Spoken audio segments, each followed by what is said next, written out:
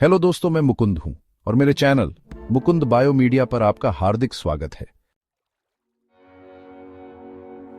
Madagascar दुनिया का चौथा सबसे बड़ा द्वीप असाधारण जैव विविधता की भूमि है। इसके सबसे मनमोहक निवासियों में लीमर हैं, प्राइमेट्स का एक समूह जो धरती पर और कहीं नहीं पाया जाता।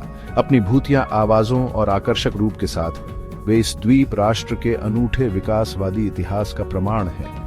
उनकी कहानी अनुकूलन, विविधता और तेजी से बदलते दुनिया में जीवन की अनिश्चितता का एक सम्मोहक मिश्रण है। लीमर प्राइमेट हैं जो स्ट्रेप्सिरहिनी उपसमूह से संबंधित हैं। इस समूह को हैप्लोरहिनी की तुलना में अधिक आदिम माना जाता है, जिसमें बंदर, वानर और मनुष्य शामिल हैं। इनकी विशेषता एक गीली नाक होती है जो कुत्ते या बिल्ली के समान होती है और इनके पास संवारने के लिए एक विशेष दांत कंघी होती है।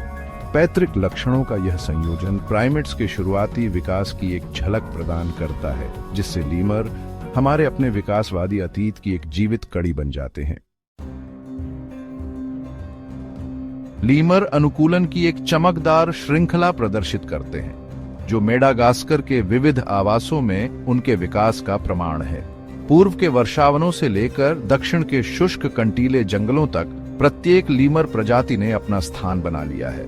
सबसे छोटा पिग्मी माउस लीमर आपके हाथ की हथेली में समा सकता है, जबकि सबसे बड़ा इंद्री 2 फीट से अधिक लंबा हो सकता है। कई लीमर निशाचर होते हैं। उनकी बड़ी परावर्तक आंखें अंधेरे में नेविगेट करने के लिए अनुकूलित होती हैं। वे आवाजों, गंधों और यहाँ तक कि चेहरे के भावों की एक जटिल प्रणाली के माध्यम से संवाद करते हैं, जो घने जंगलों में सामाजिक बंधनों को बनाए रखने के लिए महत्वपूर्ण है, जिन्हें वे घर कहते हैं।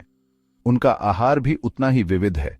कुछ, जैसे प्रतिष्ठित रिंग टेल्ड लीमर, मुख्य रूप से फल खाते हैं, जबकि अन्य, जैसे बांस लीमर, इस रेशेदार पौधे को खाने में विशेषज्ञता रखते हैं। लीमर की कहानी मेडागास्कर के भूवैज्ञानिक इतिहास से अटूट रूप से जुड़ी हुई है। 88 करोड़ साल से अधिक समय तक मुख्य भूमि अफ्रीका से अलग थलग यह द्वीप एक विकासवादी क्रूसिबल बन गया, जिससे अनोखे वनस्पतियों और जीवों का विकास हुआ। बंदरों और वानरों की अनुपस्थिति में, जो कहीं और समान पारिस्थितिक स्थानों पर कब्जा कर लेते हैं, लीमर फले फूले पारिस्थितिक भूमिकाओं की एक विशाल श्रृंखला को भरने के लिए विविधतापूर्ण। अलगाव की इस लंबी अवधि के परिणाम स्वरूप लीमर प्रजातियों की उल्लेखनीय विविधता हुई है।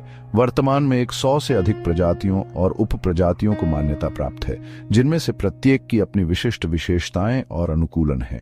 कलाबाज सिफाकास से, जो पेड़ों के बीच अपनी बगल में छलांग लगाने के लिए जाने जाते हैं, इंद्री के भूतिया आह्वान तक, जो वर्षावन की छतरी से गूंजते हैं, लीमर वैज्ञानिकों और प्रकृति के प्रति उत्साही लोगों को समान रूप से विस्मित करते रहते हैं।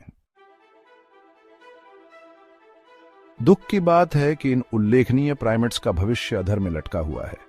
कृषि और लॉगिंग के लिए वनों की कटाई से प्रेरित आवास नुकसान सबसे महत्वपूर्ण खतरा है। बुशमीट और पालतू व्यापार के लिए अवैध शिकार पहले से ही कमजोर आबादी पर और दबाव डालता है। स्थिति गंभीर है। 90% से अधिक लीमर प्रजातियां विलुप्त होने के खतरे के रूप में वर्गीकृत हैं, हालांकि अभी भी उम्मीद है।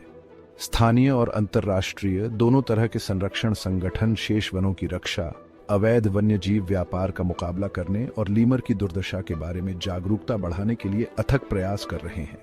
समुदाय आधारित संरक्षण कार्यक्रम स्थानीय समुदायों को अपनी प्राकृतिक विरासत के संरक्षक बनने के लिए सशक्त बना रहे हैं। लीमर की कहानी पृथ्वी पर जीवन की परस्पर जुड़ाव और आने वाली पीढ़ियों के लिए जैव विविधता की रक्षा के महत्व की एक शक्तिशाली याद दिलाती है।